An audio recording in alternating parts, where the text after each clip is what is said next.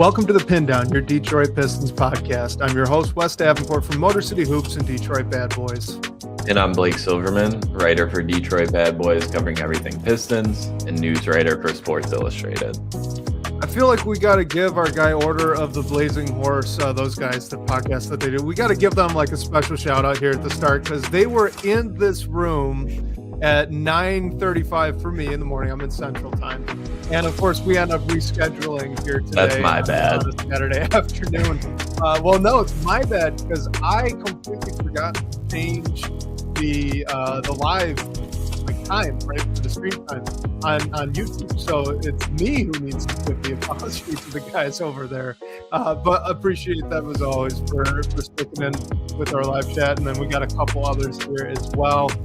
As always, you know, if you got questions, comments, want to contribute to the conversation, we'll pull these up as we're going through it. But yeah, Blake, recording next day after it was an entertaining game, but ultimately a unfortunate loss to the Houston Rockets. What were maybe some just high level, what was the big takeaway for you coming out of this game, as much as we could do that before we dive into more of the nitty gritty? Yeah, I mean, I think just a tough game against a tough opponent coming after a win against the Pelicans that you get when you don't have Cade Cunningham. His health is a little bit of a question coming into the game.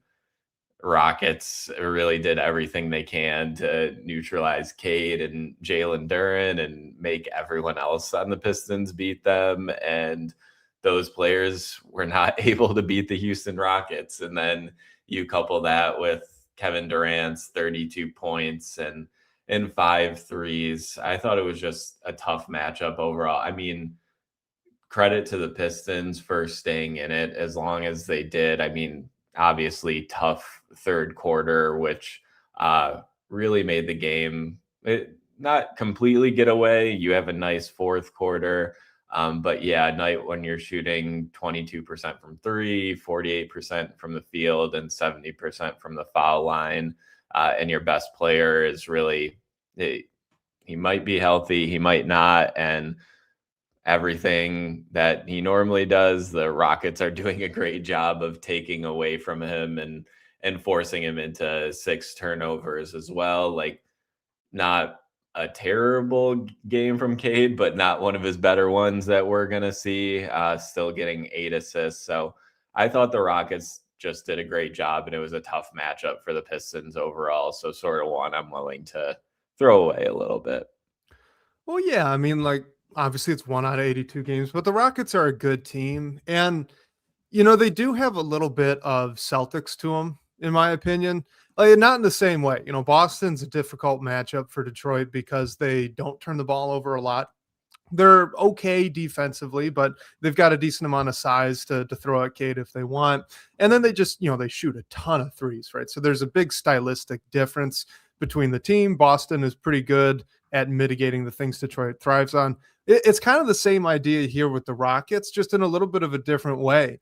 Like, the Pistons are a team that really thrives off forcing turnovers and running in transition. The Rockets don't do those things very often, right? They don't turn the ball over a ton, and they are one of the slowest paced teams in the league. They like to grind you down in the half court. They've got the players to do it with KD to an extent too, like your Reed Shepherd off the bench, Jabari Smith Jr., Alperen Sengun. Like, they are a very talented half-court offensive team with Amen Thompson to get out and run on the break whenever they choose to actually do that. But that's not super conducive to the Pistons having a lot of success. And I think we saw that here, right? Because I didn't think that the Pistons really played poorly. Defensively, they did hold the Rockets to 49% from the floor, 35% from three. Right, they didn't play a terrible game defensively. It's just when the Rockets are slowing it down so much, and then they're actually hitting those half-court shots, and you can't really, it's harder. You can get out on the break after a make, but it's much more difficult to do, especially with consistency. Yeah, it's just not always a recipe for success, I think, for Detroit. So This to me was another one of those stylistic games. It just ended up being a little bit of a tougher matchup than I think most of us fans really gave it credit for. And credit to the Rockets, right, for being able to execute on their game plan. They slowed the game down. They forced the Pistons to play in the half court, and that's why they won the game. Yeah, and I mean, just how Houston's team is made up, and specifically like their starting bunch from yesterday, just the lengthiness they have is going to give many teams a problem. I think specifically the Pistons with how much they're able to cover, and I mean, you really have four wings out there, and then Alperin, Şengün, and we saw that gave Cade a hard time. He wasn't, and obviously it was Houston putting a lot of their attention on Cade, putting two on the ball and everything. And credit to Cade, like he does a good job at working around that on most nights. And some of it was his teammates not making shots, but I think overall we're going to talk a lot about the trade deadline, and you need, when Cade's getting neutralized like he was against Houston, you need the points to come from elsewhere. And I mean, Jalen Duren had 18 points, Isaiah Stewart had 16 off the bench, Ron Holland had a nice night, but that's just not going to get it done with a team that has Kevin Durant. And even though, like you said, the Pistons did a fairly good job defensively and controlling the Rockets and keeping the game close, they just needed a little more oomph offensively. And who knows if that'll come at the trade deadline because of how well the Pistons have been playing. But I think in the long run, like you can look back on games like this and say, maybe you do need a secondary on-ball guy, or at least like a bigger scorer alongside Cade Cunningham. Jalen Duren's done a great job of that for the majority of the season, even though he's not your traditional guy that's going to give you 20, 25, 30 points a night. So maybe there is a need that they need, not trying to overreact to one game, but it certainly would have been nice to have, like you needed better than 2 for 8 from 3 from Duncan Robinson last night. He's not going to do better than that every night. So it happens. He's done better than that a lot of games so far. But yeah, you just need a little more scoring power. And it's a question like where that's going to come from for the rest of the year, and maybe even further out ahead than that.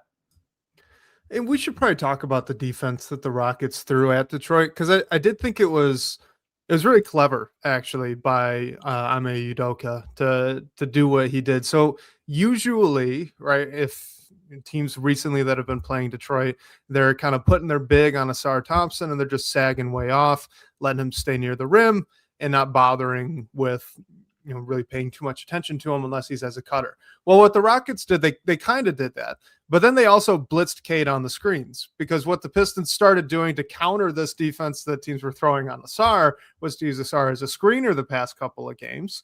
And it's difficult to play, basically 1 versus 2 players, right? When you're guarding these ball screens, if the big's all the way down at the rim.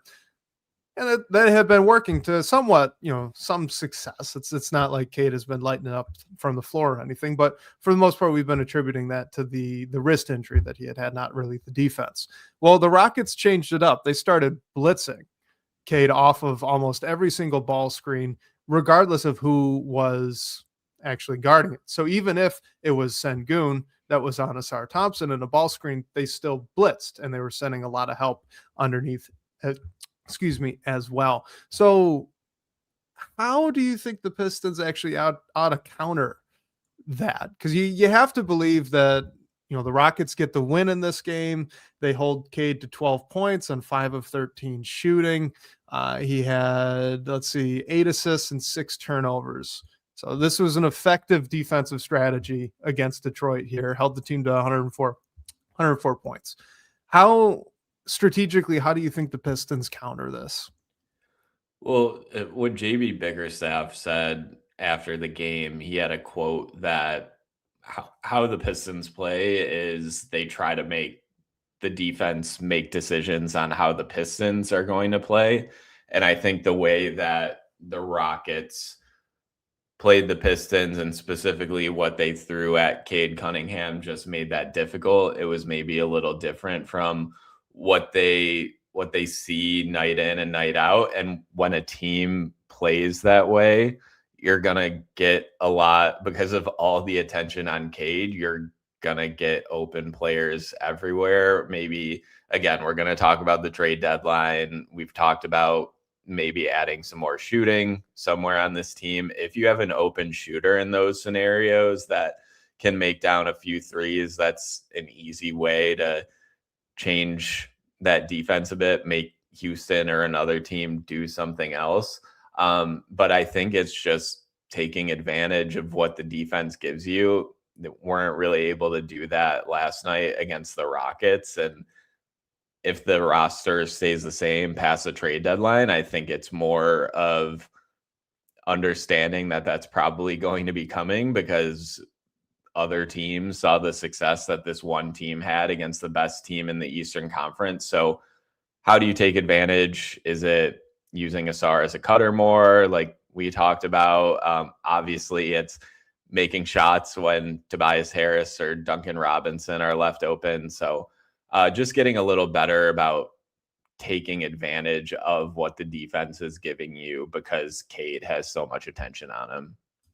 So this is a really interesting comment here from Michael Dompier in the live chat. It says Asar was cooking on offense for a bit. Was that a scheme or adjustment related, or just kind of a variance thing? And then obviously Asar gets into foul trouble. What's so interesting about this one to me is this was directly a product of how Houston was guarding Detroit, right? So when you blitz Cade in the pick and roll, and you're not really sending help to the middle of the floor, what it opens up is Asar Thompson as the roll man to play in the short roll, right? Well, I actually thought he really struggled with this, and it's funny to say so, even though he had a pretty efficient night. He was 5 or 8 from the floor, but he only had 3 assists. He had 2 turnovers, and to me, he looked really indecisive when the Pistons put him into that position quite a bit. Asar Thompson kind of playing, he's at the free throw line, everything's out in front of him, and he's got a player advantage offense to the defense. And it just seemed like he couldn't capitalize all that often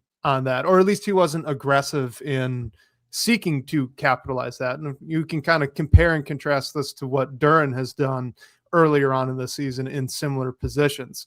So like, to me, it was nice to see Asar go 5 for 8, but in that kind of situation, he either needs to be more aggressive with his shot, which I think we all kind of know he's not likely to do, or become a better playmaker, which it seemed to me like Houston was really banking on him not being capable of doing. And in this case, to some success with a 3-to-2 assist to turnover ratio.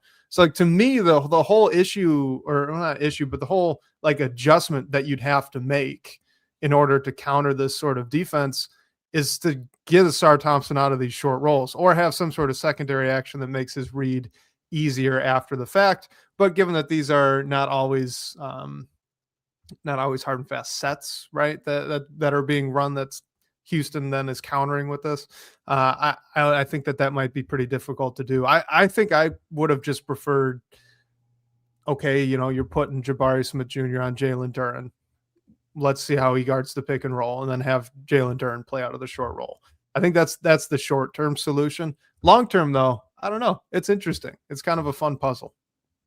Yeah, with Asar, when he is the guy that is getting those advantages a lot, you need, although, like you said, he had a nice night offensively, 5 for 8, 12 points, 3 assists. So let's just say he accounted for 18 points with those 3 assists. I think you just need a little bit more of that when he's the guy that is able to take advantage. And it's not, I don't think it's all on Asar either. Like Tobias Harris just had 4 points, 1 for 6 from the field. No other starter besides Duncan Robinson even made a 3. It was just the 2 for 8 from Duncan Robinson. And we know that Asar's work that he has to do is on the offensive end of the floor. So I'm not necessarily shocked that we would come out of this game thinking we need a little bit more from him, and maybe it comes over time. I think it'll always be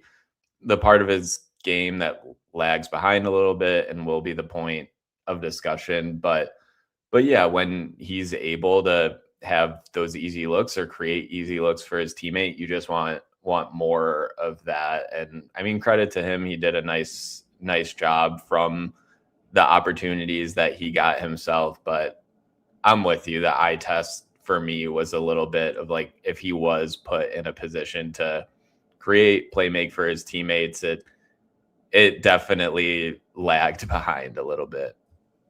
Yeah, I mean, like, just imagine, I don't know, like, I guess swap Tobias Harrison, right? Like, if the Rockets were guarding Tobias Harrison the way that they were guarding Asar Thompson, imagine how many points Tobias would have had after having to play in that short roll situation, right? And I know that's not like 100% a fair comparison, but it is still, I think it's important to point out, because that's really, to me, what the Rockets were banking on.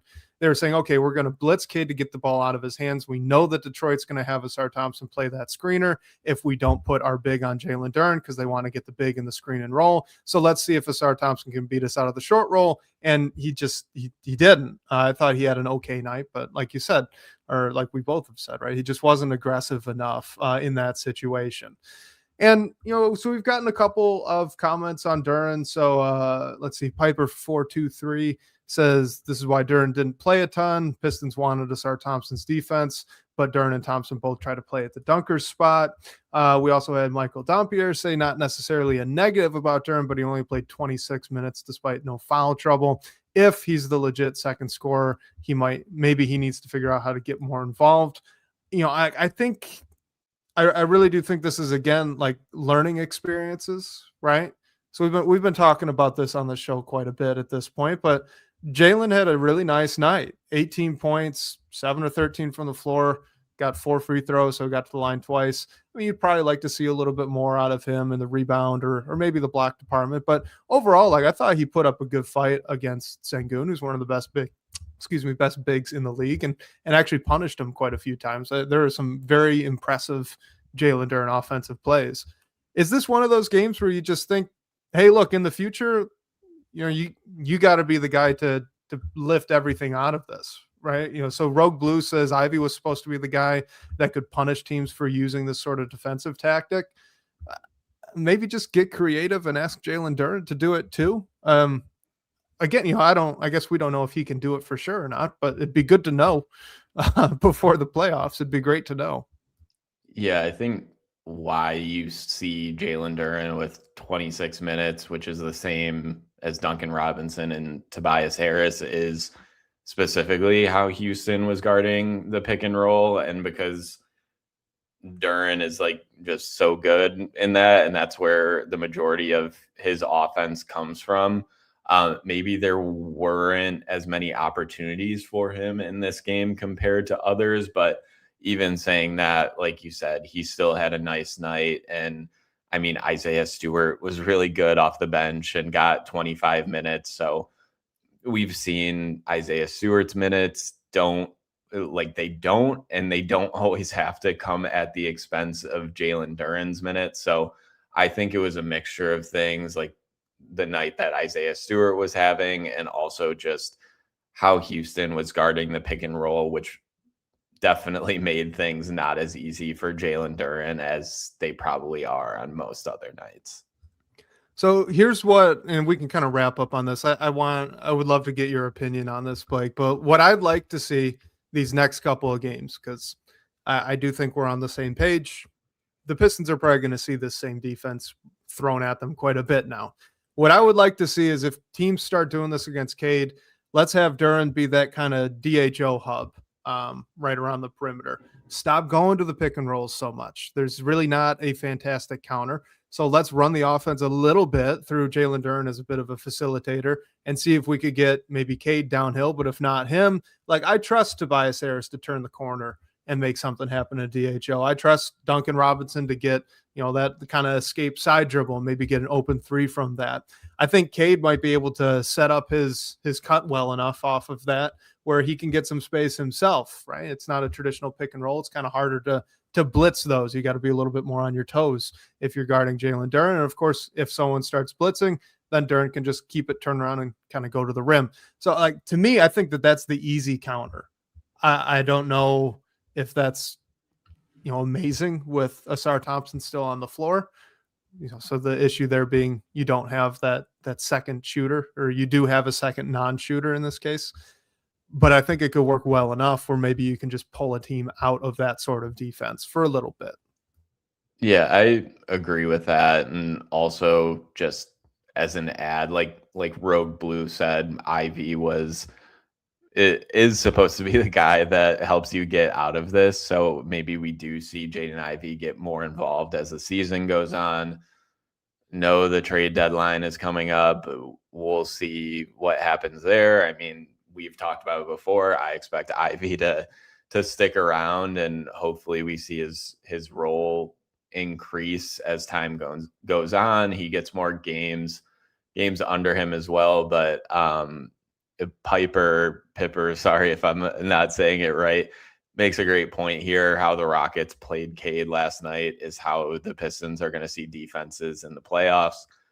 Totally agree with that. You're going to have to figure out a way to go around that. I think using Jalen Duren more in DHOs is definitely a way to do that and create some looks for, hopefully, if it's not Cade, Tobias Harris and Duncan Robinson, or maybe you do see more of a Jaden Ivey to sort of provide the scoring that the Pistons need when their primary initiator and just like the guy who runs the entire offense is being hindered a bit.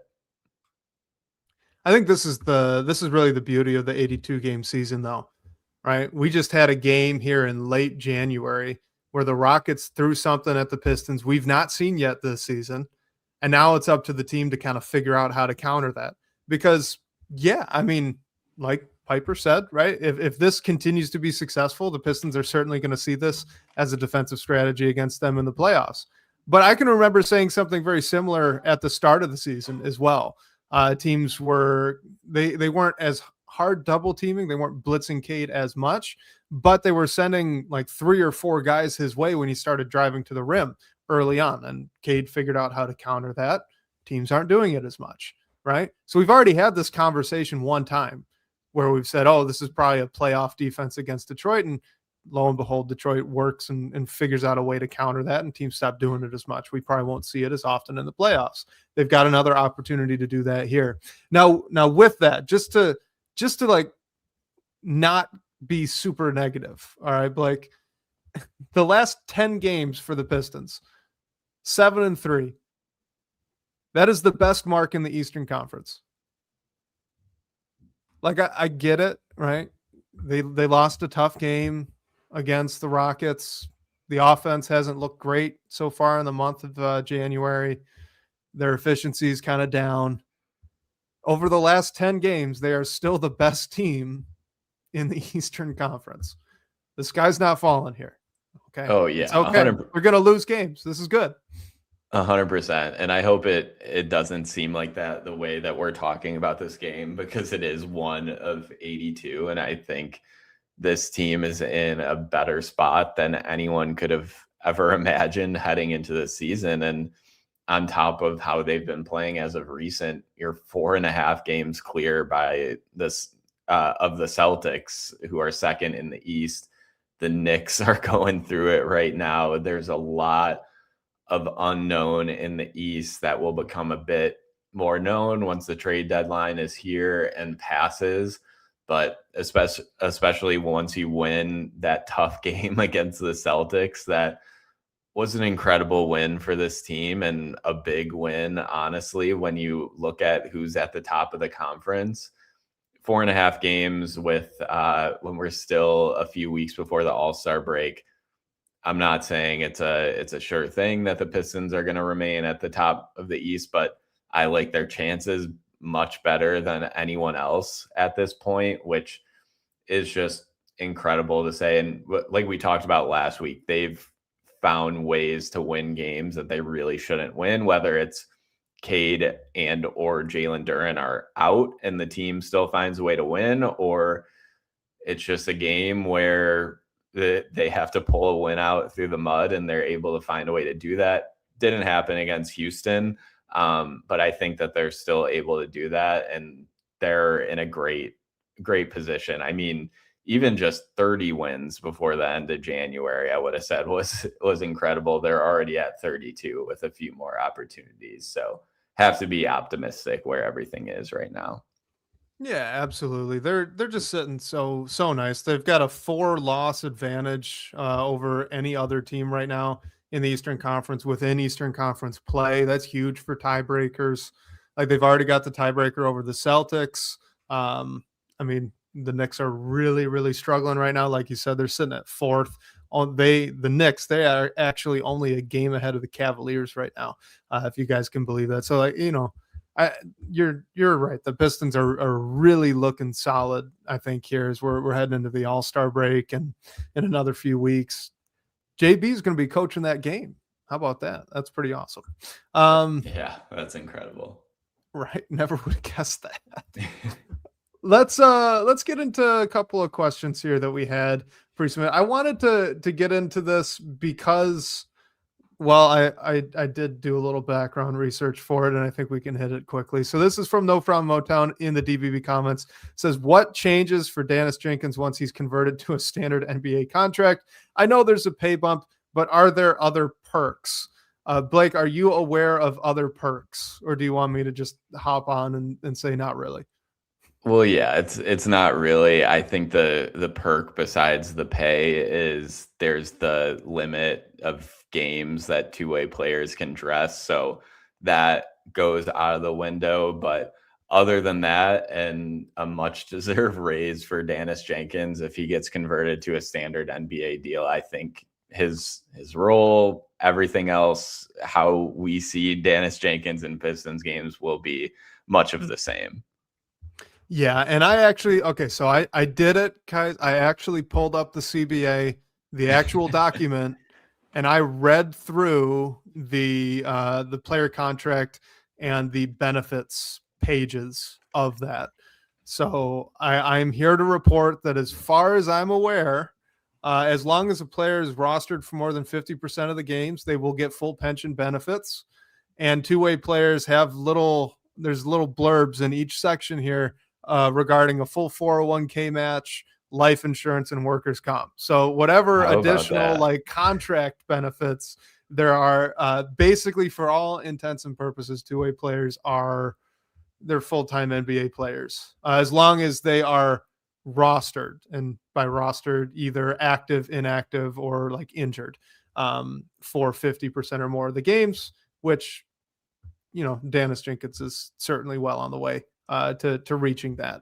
So other than just getting more stuff, nothing really huge. It's all very run of the mill. Yeah, how we see it, it'll be the same, but definitely some perks for Dennis Jenkins, and all the benefits are a big deal for these players. Like you see players try to extend their careers to meet the covered insurance and everything. So credit to you, Wes, for digging into the CBA and finding some of that nitty gritty. It worked out. I thought maybe I'd find something more interesting, so I was a little bit disappointed. But it's all good for Dennis, right? Good for Dennis. He's covered. He's set. He's just going to get more money, which is great for him. All right, we got this great live question here. This is from Pistons fan 11. How do you see us getting more 3-point shooting? I assume the trade exception and a small chance of a bigger trade. What about Chaz Lanier? Why doesn't he play? And does he need more development? So we can kind of take the two parts of this. Right, first, how do you see the Pistons adding more shooting, presumably here at the trade deadline upcoming? And then what do you think about Chaz Lanier maybe being added to the rotation? Yeah, I mean, I think with Lanier, I think he just needs more time, even though he is an older prospect who's more ready, quote unquote, but he's had some opportunity, but just looking at the season, he's shooting around 34% from three. We've seen him get some run with the Motor City Cruise. I think the team just wants to continue that. I don't think he's really the answer this season to the shooting question. I think it can definitely be a benefit in the future. So I do see, like, if there is a way to address shooting this year, it will be through a trade before the deadline. I think we had some great names thrown out in the chat that we've talked about before, like Vic Krejci and Luke Kennard from Atlanta. Like both of those names, I think we brought them up before. And then just looking around the rest of the market, I mean, who knows what, like maybe Malik Monk is an option. I know we've talked about Sam Hauser a bit. I don't think the Celtics are going to trade him at all, and especially not to the team that they're trying to catch in the Eastern Conference. So I think there are some options as well. Like, I wonder what Chicago is going to do with Kobe White and Io DeSunmo. Both those players are just on expiring deals. So I don't know if they're necessarily part of the future plans, and maybe they want to capitalize on getting some sort of asset before one or either walk. And then maybe Golden State tries to make a move and you can get Buddy Hield or something like that, even though they probably want to keep him.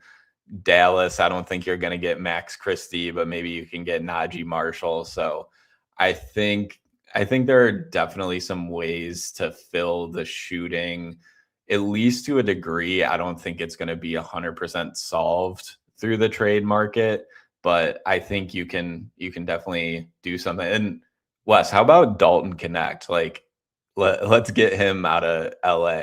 I'd like to see that one. And I think that would be just like a step up from what Chaz Lanier could bring you. Oh, absolutely. I mean, Connect is basically a younger Duncan Robinson in a way. Good size, bad defender, but puts forth some effort on that end. Coach's kid, all that good stuff. And great shooter. And he's been having issues in LA basically since the whole trade that wasn't actually a trade. So yeah, I'd be down to rescue him out of the Lakers, if especially if it's cheap. Now, with Chaz Lanier, real quick, I'll just echo you as well. Like, pulling up his G League stats, all right? So in 8 games, it's 16.5 points per game. He's shooting about 15 shots per game, but the percentages just aren't great, right? So he's at 37% from 3 and 44% from 2. In the NBA, that's pretty good. Absolutely. But in the G League, where frankly not a lot of defense is played, especially not at the rim, you'd like to see both of those higher. It's not like he's really dominating the G League, like he's looking like he's too good for the G League or anything like that. So, I think he does just need a little bit more time. He's certainly not at the level that like a Dennis Jenkins is, right? Like you look at Dennis Jenkins, you say, well, he shouldn't be playing in the G League, even if he falls out of the rotation in Detroit, right? Well, Lanier's just not at that level yet. So give him a little bit more time. Yeah. As for the shooting at the deadline, it's gotta be that trade exception, right? I mean, I think the most likely outcome at this point is there's some bigger move going on that needs to shed salary that one of the teams doesn't want to take. And then the Pistons can get a shooter that they're interested in for essentially nothing. Like maybe you can send out Isaac Jones because he's essentially a vet minimum. And almost every single team, I think, unless you're over the second apron, can accept a veteran minimum contract without actually getting salary back, right? Or sending salary out, I should say. So if the Pistons send out Isaac Jones, get back a player into the traded player exception, that's an easy route. Now, who that could be, I don't know, because it just depends on who's actually making the bigger move at that time. But I think that's the easiest path for the Pistons to capitalize on some form of shooting. I think I'd prefer it to be a front court player. Like Bobby Portis would be great. His contract is a little long. I'll throw that out there. He's still got, I think, 2 seasons after this one. So that's a little less than ideal. Sort of hurt too. Also that, yeah, he is. So, like I love the idea of Bobby. I don't know if it's actually going to work out this deadline, but a front court player who could shoot, I think would be my number one on the wish list at this point. Yeah. And then just going back to, I mean, if the Pistons really do just try to go out and acquire shooting one for one, like I think you got to look at teams like the Charlottes, the Sacramentos, the Kings, maybe all the teams that are trying to sell. And I mean, I don't like the Bulls as a team, I mean, I think that they've done okay in an up and down year, but I feel like you could try to prize someone away from them, and whether it's the names that I brought up of Dasumu or Kobe White, but they also have Kevin Herter who helps as a shooter. And I mean, maybe Chicago does want to hold on to their roster. Like they're an even 500 right now. They're in the play-in conversation, but if I was that front office, I would punt toward the future and just try to accumulate some sort of assets. They probably won't agree with me because they haven't in the past, but that's one I'd look at too. If you're not going to get anything from like the Brooklyns, Indianas, or Sacramento, New Orleans, or Dallas, those type of teams. So honestly, I am really only interested in one Chicago Bull player. And it's not Kobe White, not Kevin Herter. It's actually Jalen Smith. I would be very interested in Jalen Smith. I could see them trying to just get rid of his $9 million salary because he is. Let me actually double check this. I think he's under contract into next year. Jalen Smith, yes, he is. So he's got another year on this deal that he's got right now. So next season he'll be a $9.4 million contract. I could just see the Bulls wanting to get rid of that. Jalen Smith is a pretty good defender in my estimation, in low minutes so far for the Bulls, just under 20. He's averaging about a block per game and about half a steal, so that's pretty good. And he can shoot it a little bit. 36% as a combo 4-5 off the bench, which I think would be really great for Detroit to have just one more of those guys. Ron Holland has been admirable, but if you could kind of free him up from playing as much of the 4, then I think that that's a win. And on top of it, if you are of the position that, hey, maybe Isaiah Stewart needs to start and play more minutes, well, then having a player like Jalen Smith off your bench also lets you be flexible in that way, because Stewart could still be a backup 5. Jalen Smith can play the 4. Jalen Smith can also play the 5 for stretches next to Harris, right? You can play him in either spot. So I think that'd be a win for me. I'd be very interested in that. Yeah, I like that one a lot too. I mean, fits the front court archetype that you're talking about as well, and helps fill at least a little bit of the shooting void. I mean, he's not going to come in and be someone you look to take a ton of threes a night, but just being able to be out there and be able to stretch the floor a little bit will certainly help. OG unnamed YouTube user says JB also has to be willing to play another bad defender. He seems to pull Ivy every time he makes a mistake. I would say that's somewhat fair. Because Jaden Ivey has, in my estimation, been the worst non-Duncan Robinson defender on the team so far this year. Now, of course, he's still getting his legs under him, so I think patience is still a virtue there. But look, it's not like he was lighting it up from 3 against the Rockets here. He was 2 for 5. You gotta, if you're gonna be bad defensively, then I think you got to be a little bit better than 2 for 5 from 3 to earn those minutes. So I do think, would it be better if Ivy could get more than 14 minutes a night? Yes, absolutely. That's what I would like to see as well.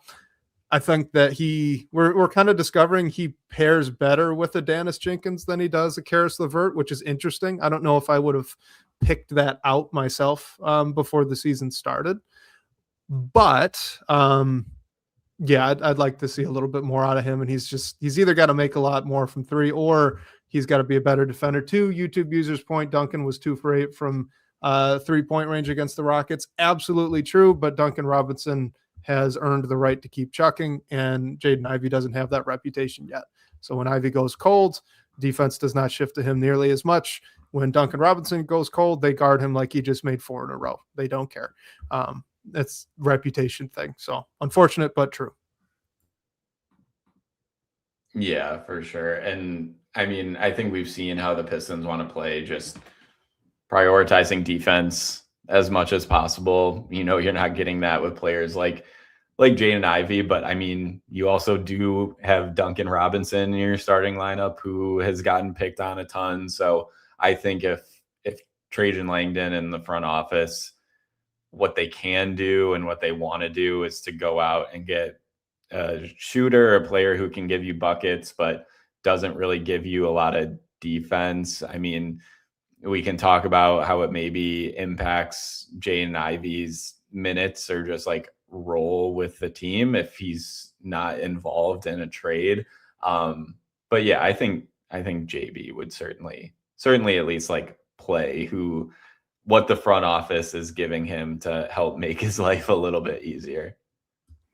All right, so this is going to be kind of just for fun. All right, but I was able to take part in a mock trade deadline here for the Pistons. So I was basically the pretend Trajan Langdon, and you guys you can listen to kind of a podcast episode talking about the moves that I did, right? If you want to dive into more detail with that, that was the Bird Rights podcast. So find that on Spotify. It was a lot of fun, but I was curious to get Blake yours, and then in our comment section here, our live opinions essentially of if Trajan Langdon did this, how would we view the deadline? So I'm going to lay out the first move, and then we'll talk about the second one after that. So the first one was a barn burner. All right.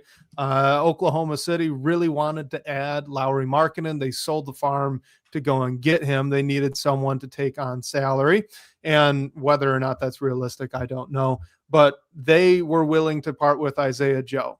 So essentially, as a fourth team in a big Lauri Markkanen trade, I was able to have the Pistons send out Isaac Jones, take back Isaiah Joe, and 3 second-round picks for the trouble. How would we grade that move? A plus. I think that yes. Yeah, great GM work. I mean, if that does happen, that would be wild. I just don't see Oklahoma City doing as much of anything, let alone going out to get Lauri Markkanen. And just curious, when you say giving up the farm, what did they give up in addition to Isaiah Joe? Oh man, they gave up a ton. So Topic was heading out. One of the lesser Williams was heading out. Let's see, they gave up, I think it was 4 first-round picks as well. So it was actually a really interesting trade. So the way it worked out from OKC's perspective was if you drew up their 10-man rotation from last season when they won the NBA championship, they gave up players roughly 9 and 6 from that rotation and 4 first-round picks to go and get Lauri Markkanen. So the big headliner names coming out were Lou Dort and Nikola Topic. And then Isaiah Joe was kind of their 9th man. So like if you think about it from their perspective, it actually makes a ton of sense. This was not a Troy Weaver move, as YouTube user says. It actually made a ton of sense. They lost 2 lower minute rotation players. Lou Dort's important, but still. And then they got back Lauri Markkanen to do it. So like, yeah, I'm with you. I'm with YouTube user too. That's unrealistic. I don't think the OKC would actually do this.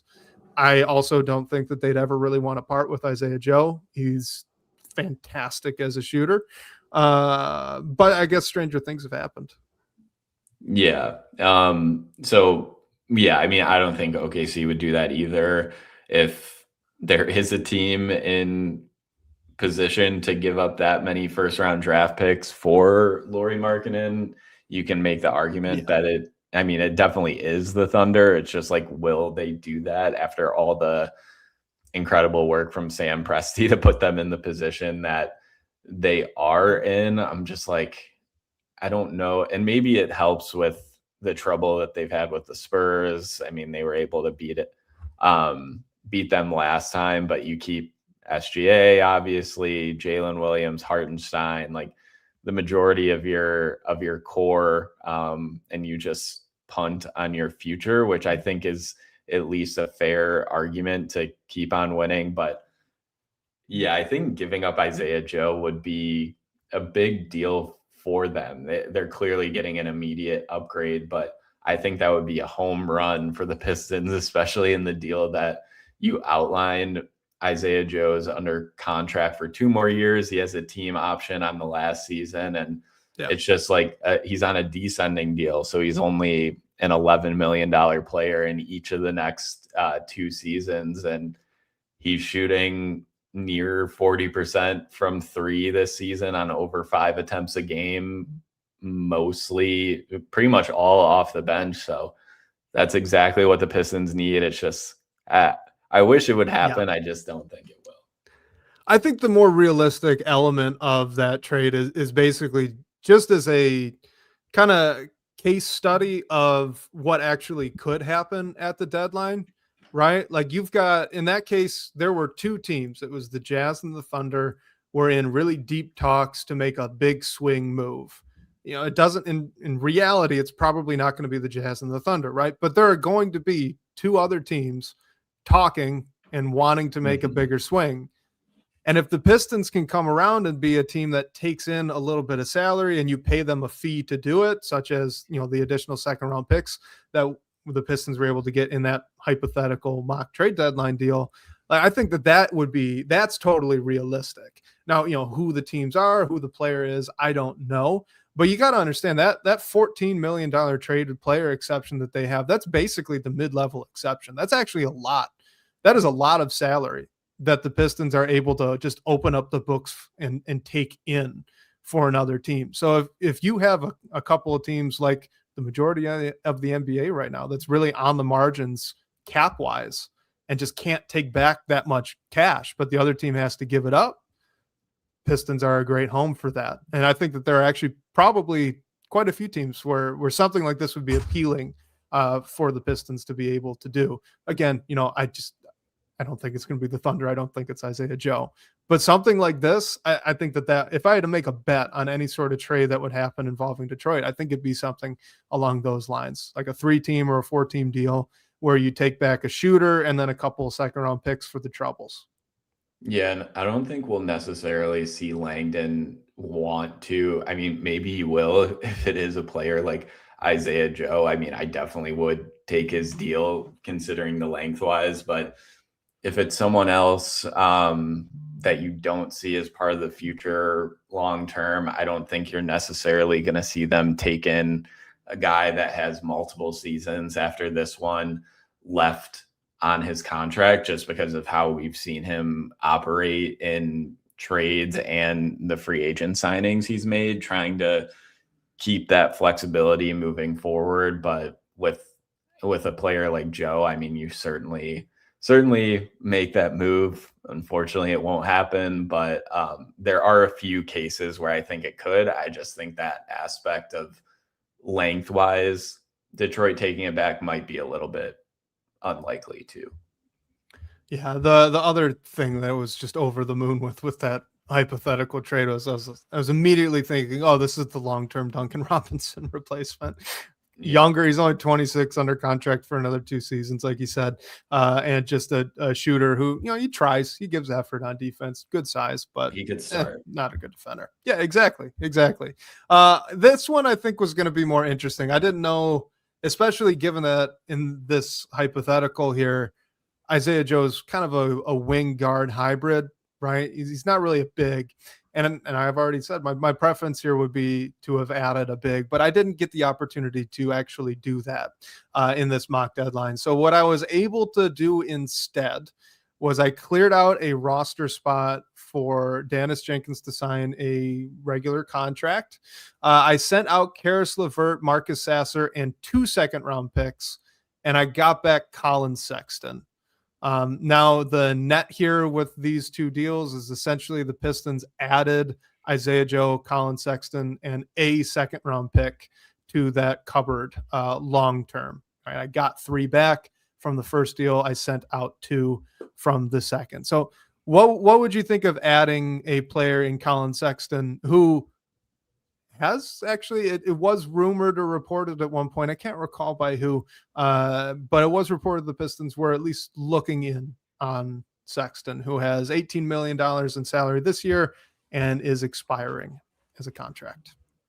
Yep. So expiring deal. I don't think the Hornets could expect anything more than second round picks. And if they are for some reason trying to get even a protected first out of the deal, I would just hang up, honestly. But if it does take Karis LeVert, because I mean, Karis is $14 million deal for the next 2 seasons. I think Trajan Langdon would be interested in opening up a little bit more space or flexibility. And even if that space is used to bring back Colin Sexton, if you do acquire him, but if that's what's available, I think I would make that trade. Just this season wise, Colin Sexton shooting 38.5% from 3 on 3.5 attempts per game, playing about 23 minutes a game for the Pelicans, mostly off the bench. He's scoring around 15 points a night. So Karis has been good at times, but we all know, we've all talked about, it's definitely been up and down for him. And I mean, Sexton isn't the perfect player by any means, but I think it would help just getting some more offense and more consistent offense into the group. The only thing is, I do wonder if you bring in Sexton, because he's on an expiring, maybe it doesn't matter, but what does it mean for Jaden Ivey moving forward? Is that possibly like the end for him with the Pistons, or what does his role look like for the rest of the season? I don't think Sexton would really start in this scenario, but I think he'd be a great scorer to bring in off the bench and maybe like give you a little bit more than Karis LeVert is. So I would do the trade. I wonder how it would impact the Jaden Ivey, but I think overall he definitely helps address the shooting at least, and can score otherwise too. So interestingly enough, I actually, in my head, I did this for Jaden Ivey, not to replace him, because, so I mentioned this earlier in the show, but I would have guessed that Karis LeVert and Jaden Ivey would have worked much better together than they have this season. I think the minutes where both of those guys have been out there and they've both kind of been splitting that like lead initiator duty, it's not gone exceptionally well to me. So Colin Sexton's a player that I really like. Pitbull defender. I don't think he's as good of a defender as his reputation, but he's certainly disruptive as a defender. He's a very good shooter, and I trust him a lot more as a ball handler and initiator than either of LeVert or Jaden Ivey. So to me, like the plan for this was, all right, well, I wasn't able to figure out a way to get another big in at the deadline. The market just, for whatever reason, in this mock trade deadline, it wasn't there. So unfortunately, what ends up happening, or what I ended up doing, was clearing a spot for Dennis Jenkins on the roster by bringing in a player to put ahead of him. So, Dennis Jenkins gets his full-time spot, but he's also now just depth if something like this were to happen. However, like I do think if you really want to set Jaden Ivey up for some success and see what he's got right down the line the rest of the season, to make that decision on whether or not you're going to have him play in that qualifying offer. Are you going to try to sign and trade him? Do you try to actually extend him? Anything like that, right? I think that Colin Sexton helps you figure that out, at least right now. And a good shooter on top of it. So yeah, I do really like the player. I feel bad for Dennis though. That wasn't my goal. It just happened. Yeah, true. And I mean, Sexton is averaging 4 assists per game this year and only 23 minutes. So I think a little bit better of a creator, which, like you said, could help Ivy. I just wonder like how much opportunity he'd get offensively, but maybe maybe JB is just looking for more depth, and it would help Ivy in the long run, even if he's not scoring at the rate we'd like him to. I think just, especially after last night, as we're talking after this game against the Rockets, like, you need some more juice offensively. I think Colin Sexton can certainly bring that, at least to a degree. So I'd be comfortable making both of those deals. I mean, one more than and I think with the second round picks that you're sending out to bring back Sexton, I'm not mad at that at all. Like I would certainly do that. I think second round picks are flown around, exchanged hands so many times through deals that I would certainly part with those. I know you brought some in, so it made that a little bit easier. It's just you see how hard it is to get a first round pick in a deal, and I don't think the Hornets would ask. They're really not in any position to ask for that for Sexton, but I like to see the Pistons hold on to those unless they really take a big swing, which I don't think they're going to do. Last benefit of a deal like this, and why I think maybe Karis LeVert actually could be on the out at this deadline. LeVert's under contract next season. Colin Sexton would not be. So you kind of get a mulligan on that cash. Frees up a little bit of money this upcoming offseason. You can redo. I don't think they're going to have the cap space to do a contract the size of a LeVert or a Sexton, but you kind of get some of that back, and you can use that with a different player moving forward. So guys, if you want to listen to more of that kind of mock deadline talk, go follow and look up the Bird Rights podcast. They do a great job over there. It's fun every year. They've been running this, I think, 3 or 4 seasons, this mock deadline. So it's a lot of fun. And I think, you guys would enjoy it. So there are plenty of other GMs too. It's fun to hear all these other teams' perspectives and what their fan bases are thinking their team is actually going to do. Because the whole purpose, right, is not to like predict the deadline, but get a bunch of people in that are going to do their best to do what they think is actually realistic for their team, or at least what they think their team should do. Right. So it's rare that you get the 2K trades. It happens every now and again, but otherwise it's pretty faithful. So it's a lot of fun. We got a couple of questions left before we wrap up. So first, let's go to @IYK Baseball. What would be the cost of a Kyrie Irving trade since Tim Bontemps, friend of the Pistons Pulse? If you guys haven't listened to that episode, go back and find it. That was a fun show when he joined us there. But he's been talking about the Pistons maybe making a move for Kyrie Irving. He thinks that they should. So what do you think that cost would actually be? And would it be a good idea? Yeah, and Bontemps, fellow St. Bonaventure alum, so shout out to him too for that. Great guy. But the package is really Tobias Harris and Jaden Ivey plus first round picks. The sticky part, like I think the Pistons would have to give up multiple and potentially some swaps as well. So one I just put together was Harris Ivey, this year's first, 2028 first, 2029 first round pick swap. I don't know if that gets it done. Maybe it's more or less on the draft capital front, but Tobias Harris and Jaden Ivey as a package fit Kyrie's contract almost perfectly. Dallas has a fairly large trade exception from the Maxi Kleber deal that Ivey could slide into. I think the question is, and Kyrie's injury and everything makes it a little bit tricky. Like, will Dallas demand something additional, whether it's more first round picks or they need Ron Holland to get a deal done? I think that's the biggest question. I think the package that I laid out is more friendly to the Pistons, honestly. Even though they would have to give up multiple first round picks, which is a big deal and hinders just control over your draft in the next few years.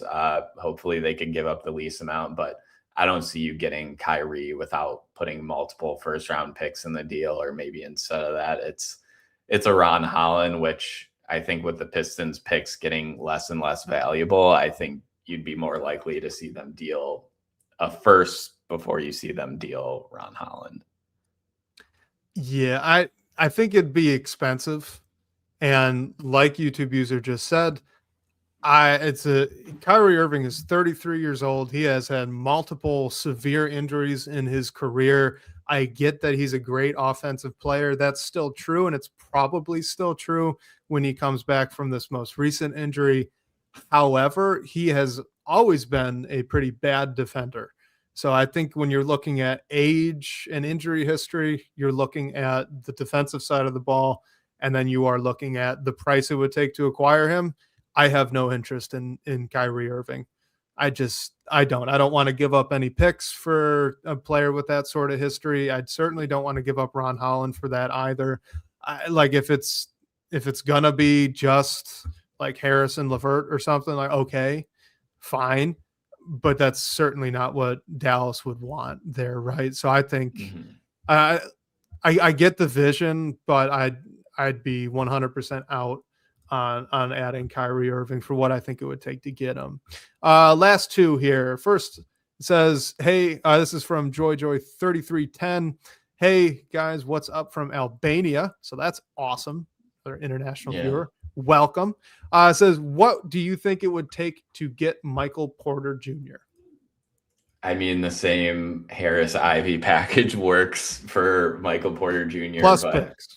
Yeah. You have to, money-wise, Harris and Ivy work. But you have to add a ton more, even more than I think you would need to add to get Kyrie, like pretty much all the picks, all the swaps, which I get the Nets wanting that because of the season Michael Porter has had. They don't really have a face of their franchise, and Michael Porter can be there for a while, and maybe they get someone else through the draft. I think with this one, you're looking at even more of a, do the Nets need Ron Holland back? Who else do they ask for? Because I think if you're going out to get Michael Porter Jr., it's going to be an even larger price for pretty much all your picks, which I would love to get Michael Porter Jr. I think he'd be a great fit. If he's having an incredible season, I think would answer a lot of the questions that we have for this team, but the price is going to be high. So are you willing to pay it? Because it's a big deal. Like, I think if you go out and get Michael Porter, you probably can't take a swing like that for a while.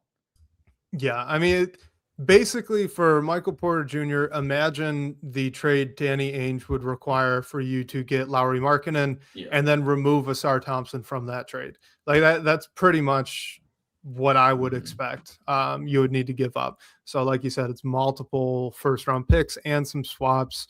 It's a couple of young, interesting players. So sure, maybe they take a flyer on Jaden Ivey, but guys, are we really sure Jaden Ivey is an asset right now beyond being a second draft candidate? Because I'm not. He's still proving that he's getting himself healthy and that he can be the player he was before he got hurt. Like this isn't the Jaden Ivey who's fresh off a month averaging almost 20 points per game. This is a Jaden Ivey off of a pretty horrific leg injury that he's working his way back from, and has been a little bit of a roller coaster so far.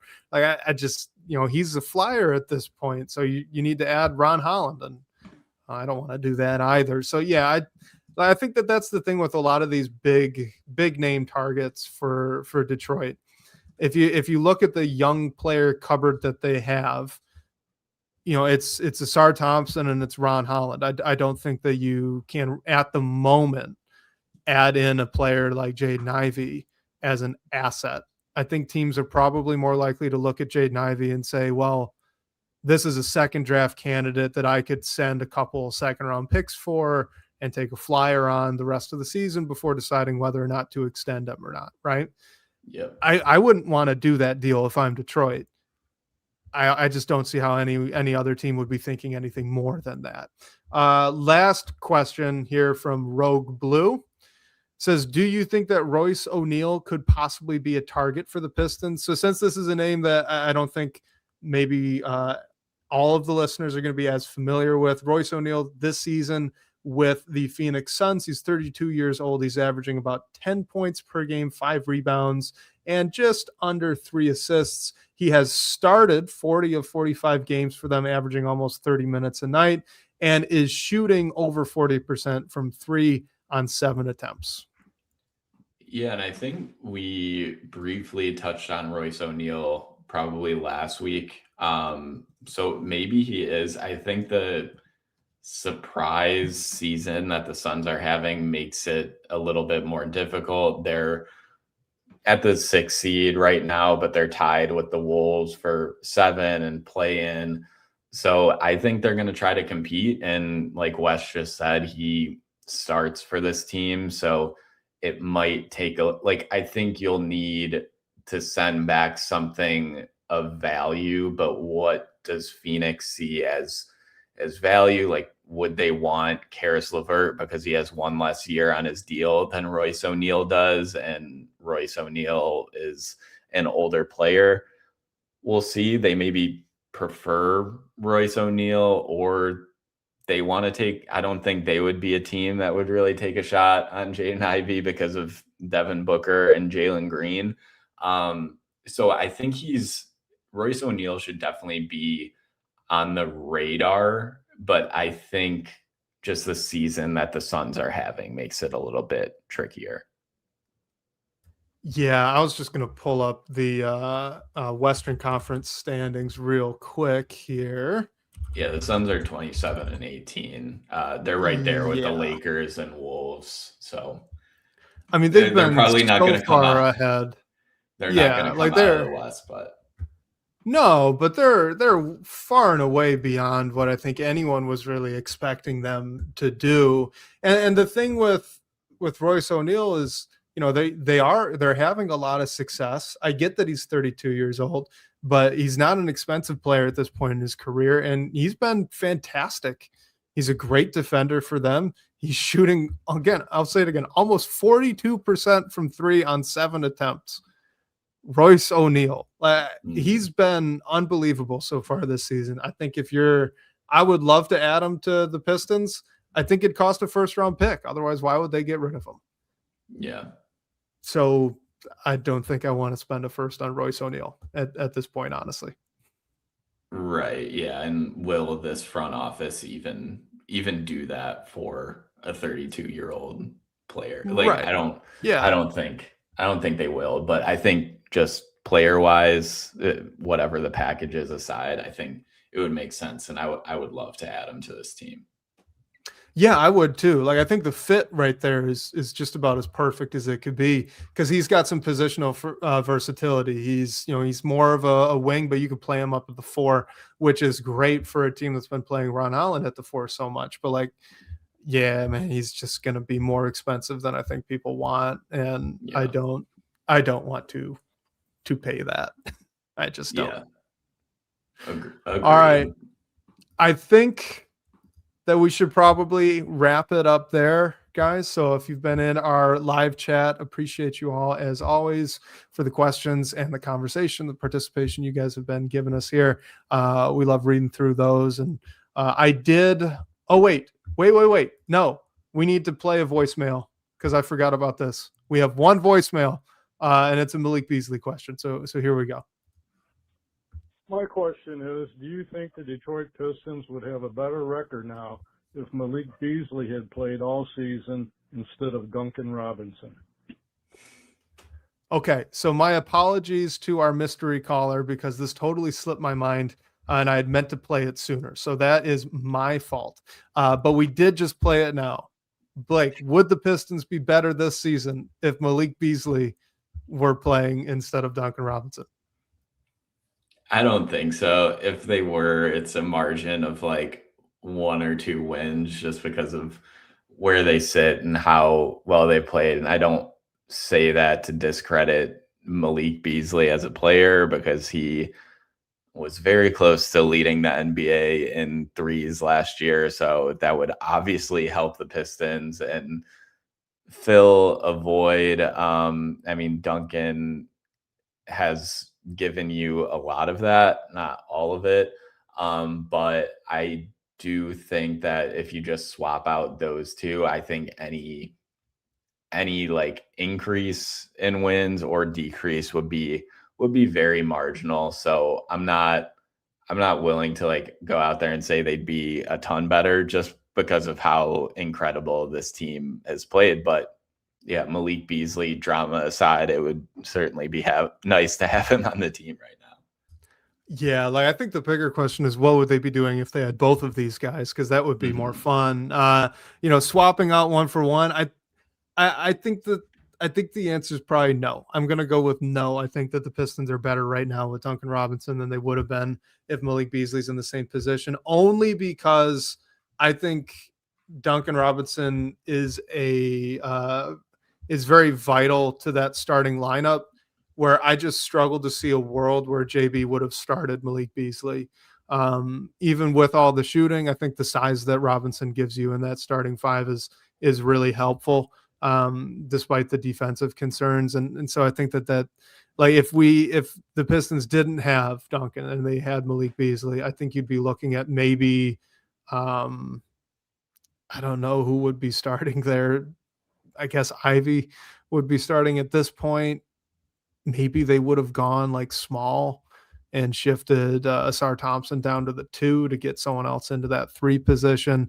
And YouTube user brings up a good point. Like you probably don't have Karis LeVert because Beasley would have been in the mid-level exception. I think the whole offseason plays out a little bit differently. Yeah. If that drama with Malik Beasley doesn't happen. So all told, I think that they are a little better, even though Duncan Robinson is averaging 1 3-point make fewer per game than Malik Beasley did. That said, like I would love to add Malik Beasley right now. If the DOJ could just clear him really quickly, that would be great for me. I'd be excited to add him back in. But until that happens, we'll have to find something else as Pistons fans to watch out for.